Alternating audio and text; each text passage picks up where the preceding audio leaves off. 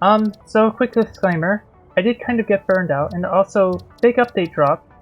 I had recorded a whole bunch of episodes ahead of time, as you can see, and yeah. So, let's just get into things.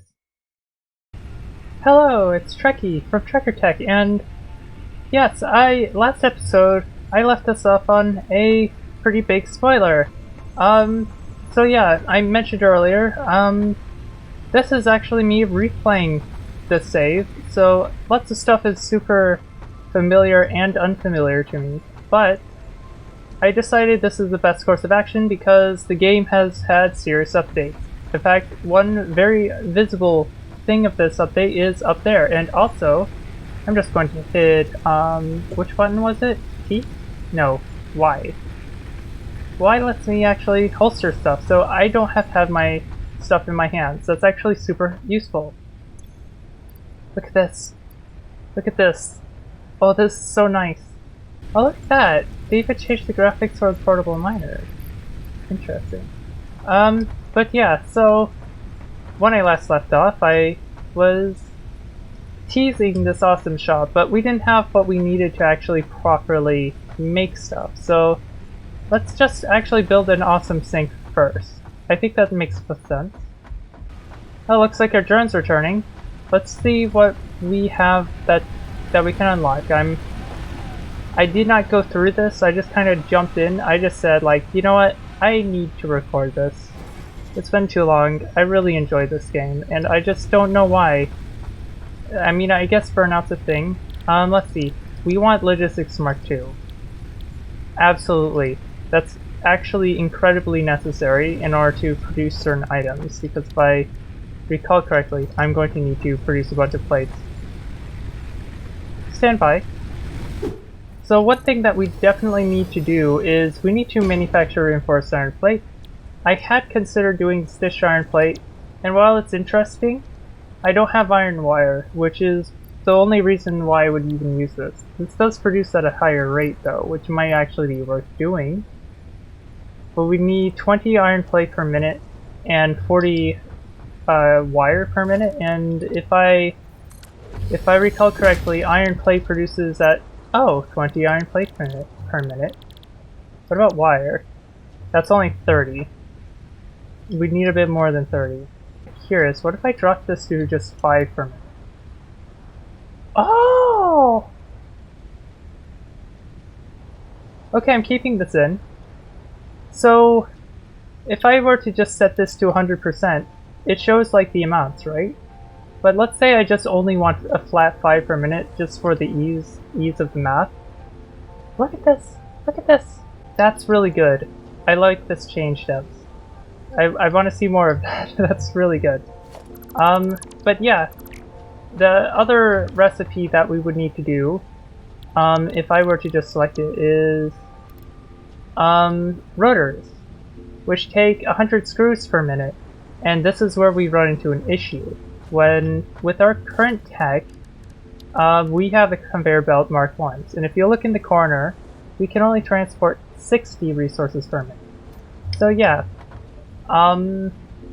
even I could try to reduce this. For example, if I were to do 60% speed, then I could definitely manage with the current belts, but that also reduces our production rate to like very little of what we can do. But first, before we do anything crazy, let's reattach this power. I was doing a little bit of power like management of the resources. That's why I had it disconnected before. Let's actually get on to the awesome stuff. So here we go. Awesome sink. Let's just plug that in over there. So the awesome sink is really cool. It crushes down resources and it produces coupons. A good early game thing to shove in would be cables. I'm just gonna do that. And see it starting to work.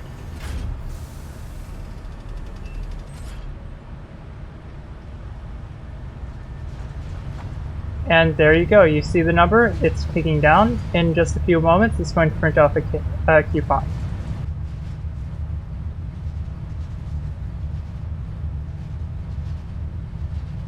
just like this. If you hit the print coupons button, it spits it out, which is nice. And on the left side, there's an actual metric. It shows how much we're producing, and currently we're producing 520 pieces per minute. In addition, the number of points that it costs to get to the next coupon, I'm pretty certain increases every few times you get a ticket, which is how it works, although this one appears to also be 1,000. Let's see what the next maximum is. It seems to be staying at 1,000, so I guess we'll just leave it. Maybe they changed this. I'm going to take this second one because I think the cheapest thing from this that I can get is at least two tickets. And now, welcome to the Awesome Shop. This is where you get all of your cosmetic pieces as well as some functional pieces. So as you can see, it now shows, so before it didn't do this, right now it's actually showing stuff that we need to research in order to actually unlock certain, like for example, steel protection. Oh my gosh. As well as stuff like storage and like signage. In management we have management related stuff, mostly just like outlets and conveyor walls. Got foundations here, got walls, which present lots of different things. I actually like to look at these steel framed windows, but there's no way I'm getting to those anytime soon. Then we have architecture with the frame pillar sets and everything. Customizer, which, oh, I need to demonstrate a use of the customizer, shouldn't I? Also, I need at least 3, didn't I, to purchase any of these. Actually, concrete foundation material would be useful because it means I don't need steel plate in the concrete. You have the vehicles. Oh, the boombox, which is a new item. I'm probably not going to mess with that until a bit later once we're comfortable. Got the coffee cup. And we have biomass and concrete. You can just buy this stuff. This is just spending tickets, which is rather wasteful. Oh, I guess I could just... I mean, if I need to save time though, maybe I'll consider doing it. I just don't want to mess with that. I think currently, because of my plans of building over nodes and stuff, I want the conveyor lift tools and some wall power outlets. Those are very useful parts early on. They're not the best ones, but it's maybe not optimal, but yeah, I'm just gonna buy these. And with that, I should actually have new items with wall outlets, double wall outlets, and if I go to, what would it be, logistics, I have a conveyor floor lift tool, which just lets you pass things through from top to bottom. It's actually super useful.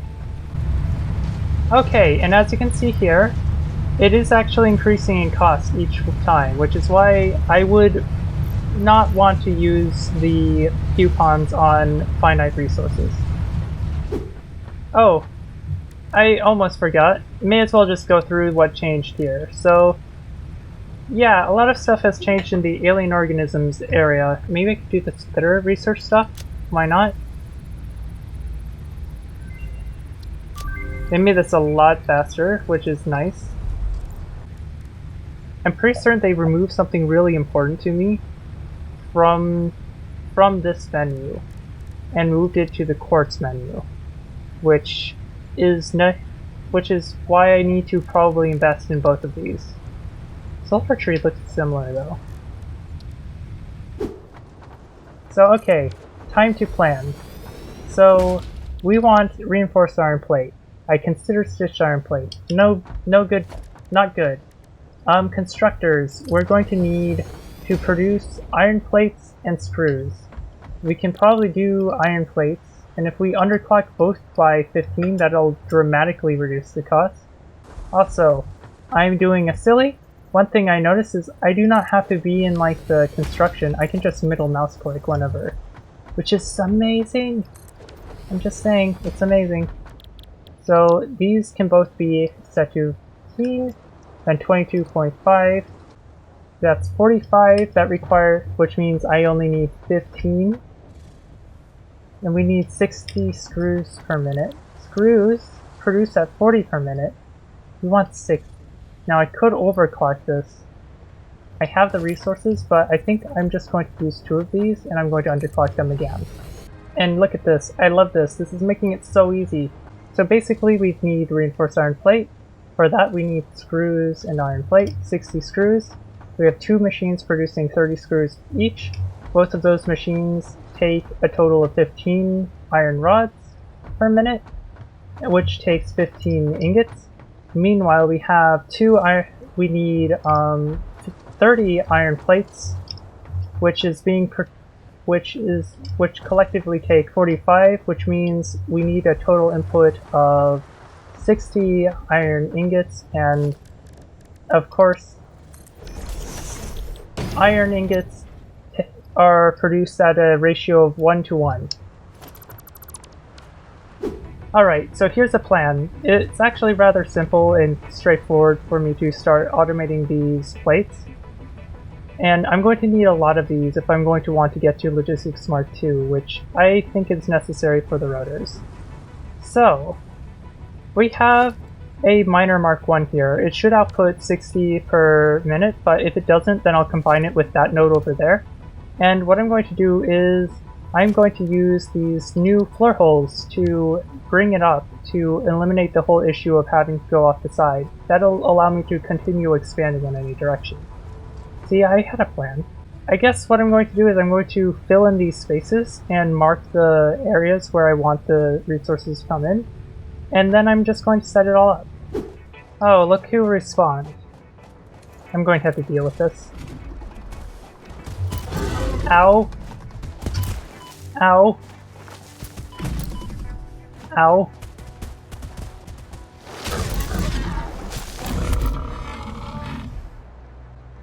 Oh my gosh, your textures look so much more distinct than I remember them being. Also, the sounds are so much chunkier. I think they did. So one of the things they did was they updated the design of the enemies quite a bit. So yeah. So this is a pure node. So this is actually supposed to output 120. So that means that this thing I'm going to need to leave a bit of room. But what I should do here is reverse this. And we're just gonna stick this in like this. No one has to know how off it is. Oh, there's more baddies.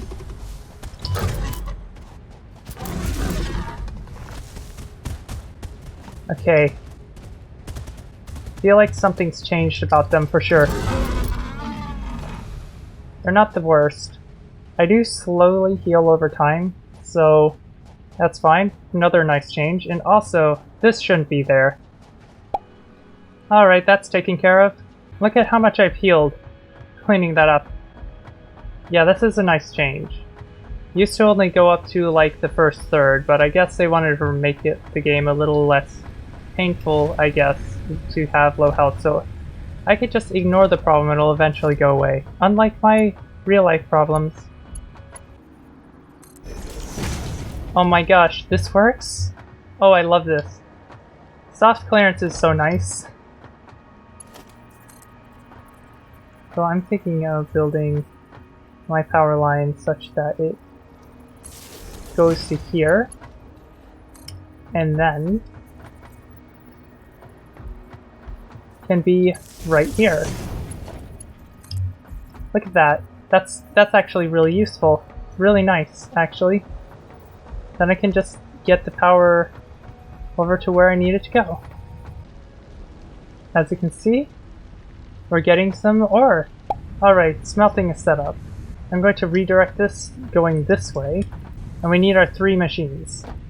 Alright, got plates and rods set up. Screws are set up. Alright, and now with all this set up, I can now set up this assembler, which I'm just going to rotate this way for convenience sake. Just like this. And this should be able to go straight in. I'm actually going to raise it. I'm actually going to raise this bit. Just like that. And then we just gotta do the same thing here. There we go.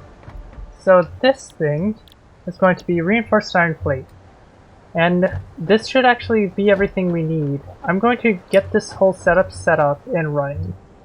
And we can worry about piping this to one of the cargo containers later. Let's just get some power. Alright, this is the moment of truth.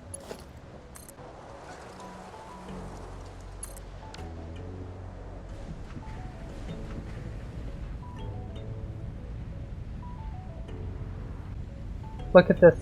We got plates and rods being produced. We have machines operating to produce steel plates. And they're loading up the machine. We're producing some iron plates in spurts and a steady stream of the screws. As you can see over here, yeah, it's working. And look at this, the machine is working.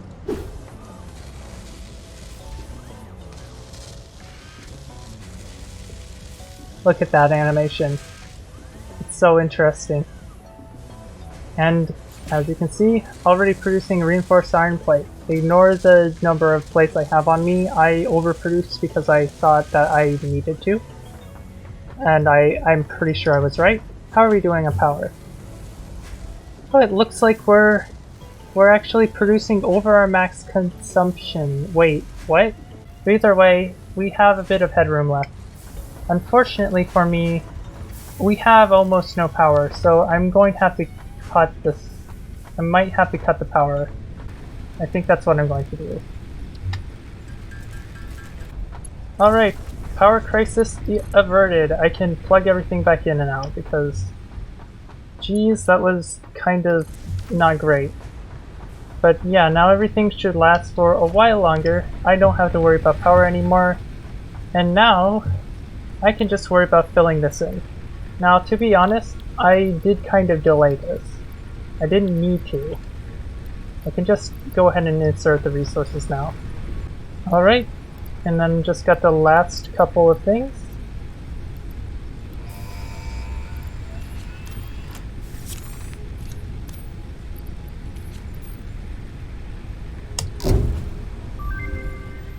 Milestone reached. Improved versions of conveyor belts and conveyor lifts are now accessible. To encourage additional verticality, conveyor poles now have a stackable variant.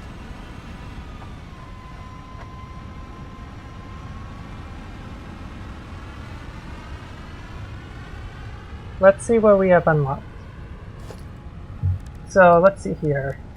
So in logistics we have improved conveyor belts, which take the new plates that we just automated, which is useful, and stackable conveyor poles, which will help a lot with organizing.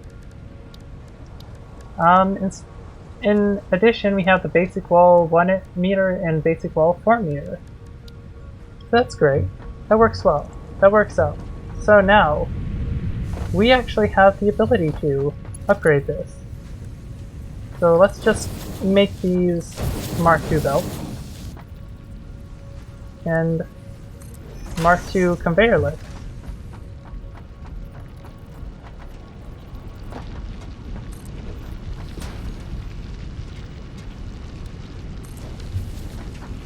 Now we can just set U to the maximum speed.